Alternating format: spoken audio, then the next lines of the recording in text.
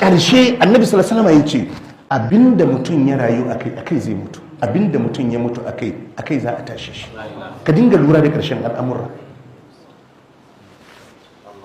Haka za a tashi ranar alkiyama zumar tawaga mawaka ga tawagansu, makiɗa ga tawagansu, alarammomi ga tawagansu, makaranta kowa da tawagarsa. To kar ka yi jinkiri, baka san yaya ƙarshen zai zo, ka nemi taimakon Allah ka tsaya akan aikin alkai. Yana daga cikin alamar hankali shine mutum ya dinga lura da me zai je dawo. Amma duk wanda bayi kallon yadda ƙarshen al'amurra da su kasance, musamman ta hanyar ɗaukan izina ga waɗanda suka gabace shi a wannan layin, to tabbas hankalinsa bai amfane shi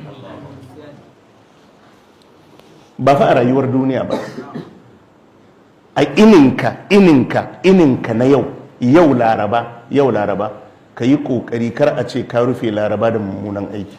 Shi yasa karka yadda ko wannan mummunan chat da ka yi karka ja bargunka ka rufu, watakila zai zama shi ne aikinka na ƙarshe a duniya. Karka yadda ka yi mummunan aiki ka ja mayafi ka kwanta, a'a zai yiwu wannan kwanciyar ba za ka tashi ba.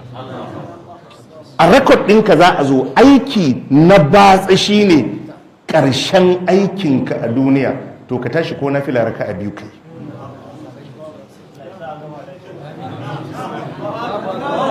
Jama'a mun fahimta?